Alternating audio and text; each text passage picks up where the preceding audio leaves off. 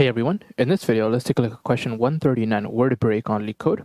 This is part of our blind 75 list of questions, so let's begin. In this question, we're given a string S and a dictionary of strings word-dict, and we want to return true if S can be segmented into a space-separated sequence of one or more dictionary words. Note that the same word in the dictionary may be reused multiple times in the segmentation. Okay, so let's take a look at how this forms here. Take a look at this example that we have here. Okay, so basically we're given the word Leetcode and the words are leet and then code. We can notice that we can actually separate this as something like this. And so this is a word and this is a word. So we return true. It looks like we're just returning true or false basically to see if we can form the words. In here, we can do apple, pen, and then we can actually reuse apple. So that's why we return true. In this one, it looks like we can return false because cats and dog, right? So it basically won't work. Here, even if we have something like this, we don't have the A and N, and so it don't work. And also, maybe something like this, cat, sand, dog. Well, sand doesn't exist, so we actually can't form this. So this doesn't work. So how might we go about doing this problem here that we have? So let's take a look here. Let's say we have the word, right? Like we have the string and we have the word dictionary here. Well, first of all, I know that I'm going to keep checking to see whether a certain string is in this word dictionary. So it might actually make sense to convert this into a set. So maybe let me just do set predict. So this will be like an O of n time lookup. So which is better than a list here. So that's like one thing we notice right off the bat. Now what's another thing we notice? Well, I know that I have to go through this this list here, right? I have to go through this list and I basically have to consider the word that I'm forming so far. So maybe let's say we have the word Leetcode here. And maybe I can start off at I here, and then I can see whether I can form I guess here there's nothing really here, right? So we can check if we can form the word L, right? Can we form the word L? We can't. So let's just maybe advance this, and we'll keep advancing this until we arrive at the T, right?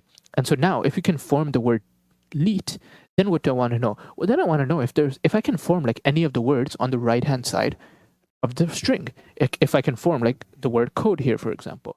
Now, how can I maybe do that? Well, notice that if I can form the word code, right? Maybe this code over here is actually broken down into something like CO and then DE, right? Maybe it's something like this.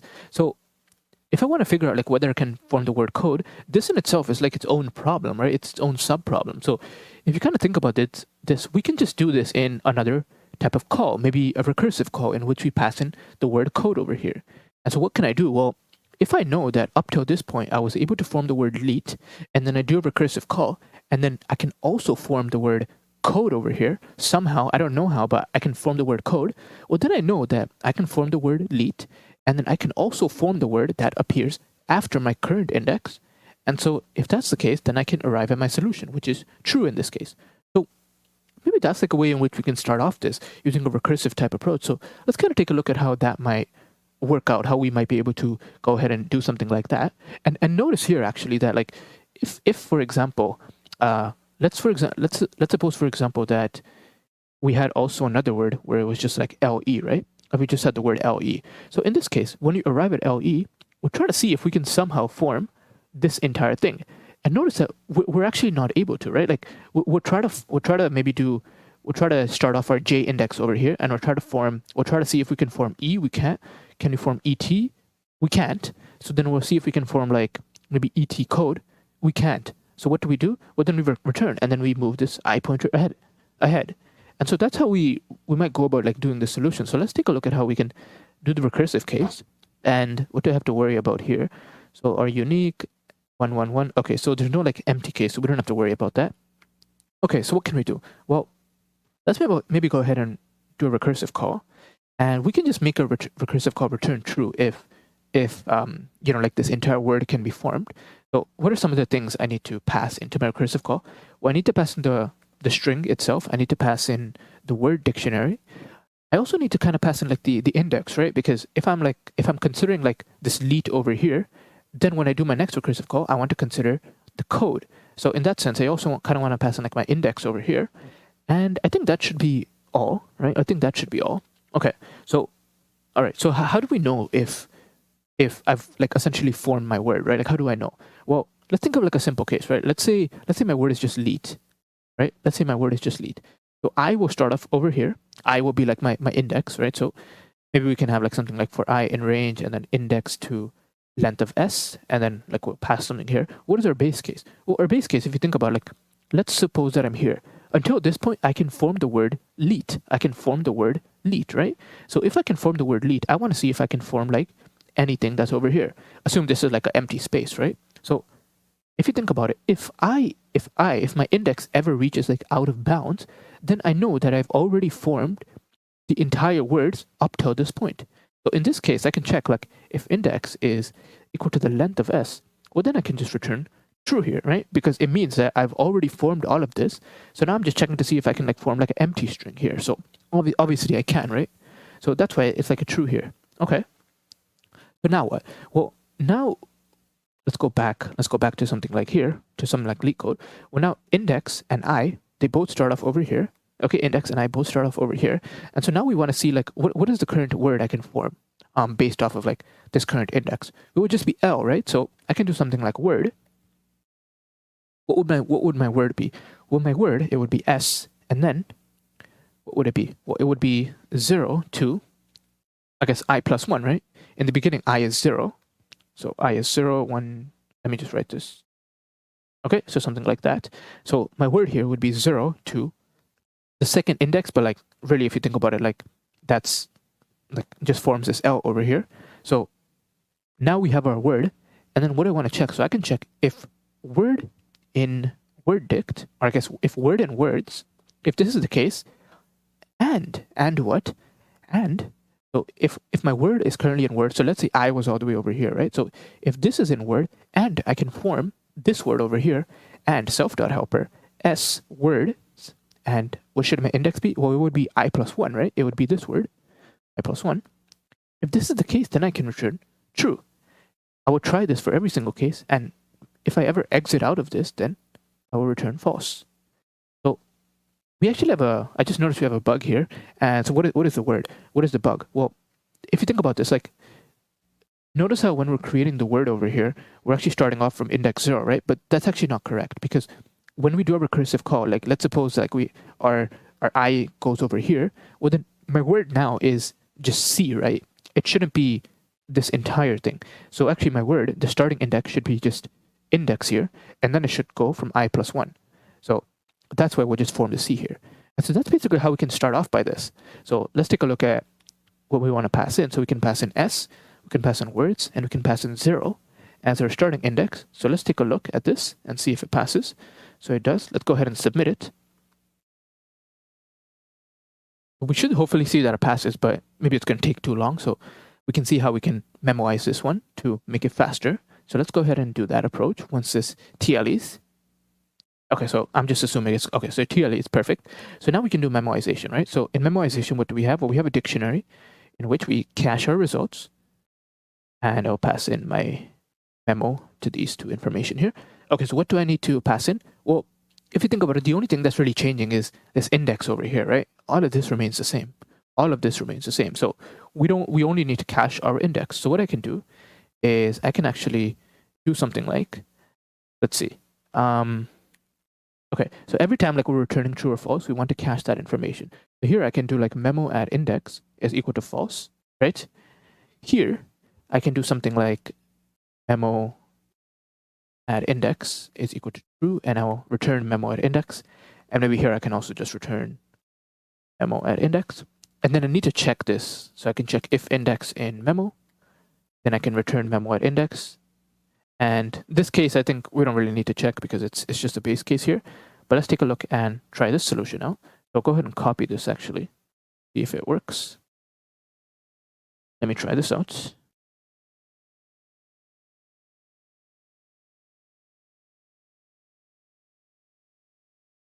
Okay, so it works. Let's go ahead and submit it. And it also works perfect. Okay, so this is another working solution. Now, we can actually make this a little bit better, and we can do dynamic programming.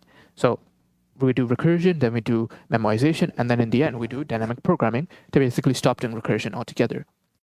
So what do I need in dynamic programming? Well, in DP, I need an array that will basically cache my recursive results. So we can find out what my array should be, what should be the items inside, and what should the size of the array be, simply by looking at the memoization here. So I can see that in memo here, first of all, what am I returning? Well, it looks like it's storing true or false. So I know my DP array has to store, I guess, false initially for everything. Now, what should the size of the DP array be? Well, if you take a look at this, DP array, or the memo here, is actually just encoding the indice, right?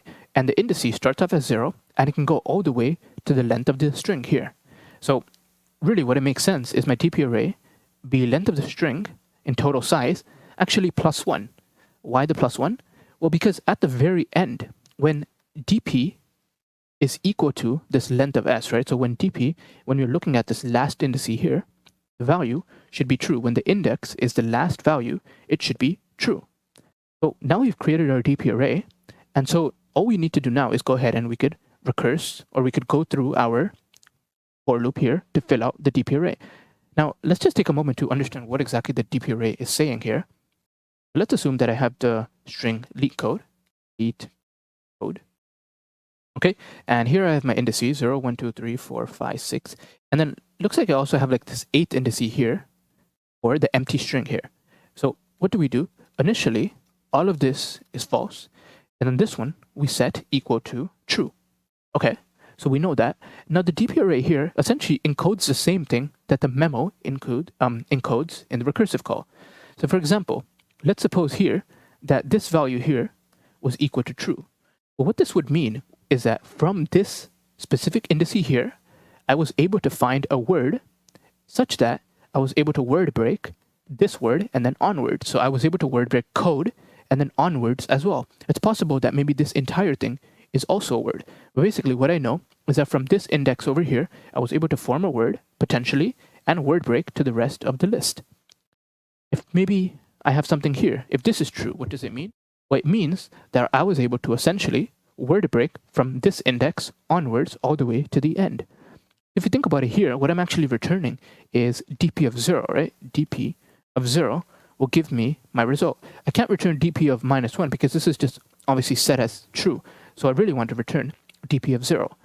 And if you really think about this, it makes sense because take a look at what we're doing here. Here, we are looking at self.helper and then I plus 1, right? I plus 1. Now, normally, like when you're doing your DP, you don't have access to I plus 1, right? Because if I'm doing my DP from left to right, then, for example, if my I is over here, I don't know what this value is over here. I don't know.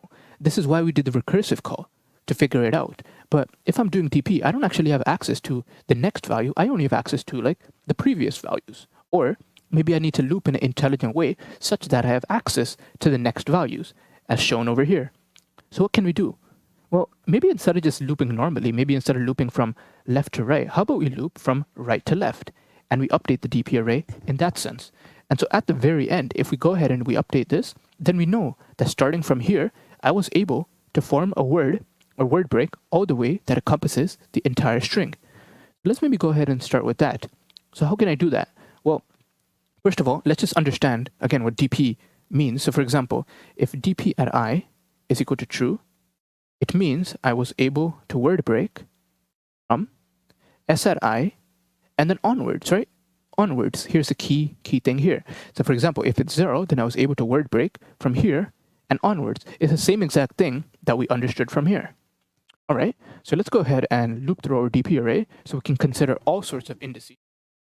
In recursion, we already kind of did that, but in DP, we have to consider all sorts of indices. So what can we do? Well, we have to start off at the end, right? Because we're recursing or we're looping from right to left. So I can do for I in range, I will go from length of DP -1, and I will do -1. So I will go all the way from 8 to 0. And what do I need to do? Well, now what I need to do is essentially look to see like the sets of words that I can create, right? The sets of words that I can create. So for example, if my I starts off over here, I need to know like whether I can form the word code, and then maybe I can look at DP at I to see if I can form the next letter. So what can I do? Well, maybe how about we have another pointer, let's call it J, and J will start off not at I, but I -1. So we can do for J in range, I -1, and then also go to the front, and then we can form a word, right? We can form a word, which is J to I. So it's similar to what we're doing here, but just in an iterative fashion. which is s at j to I. And now what? Well, now we need to check if word in words, so if this is a valid word, which is exactly what we're doing here. So if that is the case, and what? And I was able to form a word break after this word here. So that's encoded by dp at I. And dp at I, so if this is the case, so if I was to form this word here, and I was able to form dp at I, which is essentially our I plus 1 in this index, in this way, you can think of it as I plus 1, simply because of like how this works here. If this is the case, then what? Well, then I'm essentially able to know that dp at j here will essentially equal true. This value here will be equal true. And so that's what we did here. And now this is essentially the word break algorithm. So let's go ahead and run this. And go ahead and submit it. And we can see where we arrive at the answer. Now I think we can actually make this look almost exactly like this. So for one, I think here, since we already accessed this dp at length of s, then I don't really need to look at -1, right? I can look at -2, because -1 we already kind of handled if you think about it, right? What else? Well, if that's the case, then I would start off over here, right? I would start off over here. And so in order for j to take this entire word like code, it would have to be j to I plus 1. And then here again, I would look at dp at I plus 1. And I think if we did that, it would look almost exactly the same as what we had here. And so we can go ahead and submit that. And okay, so we run into some edge cases, I guess. Yeah, you might run into that.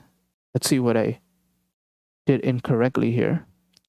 Expected is true.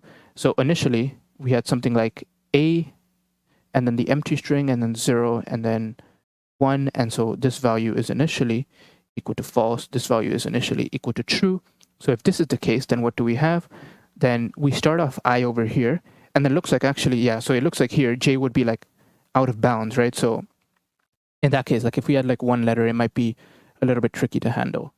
So yeah, that might be a little bit hard in this case.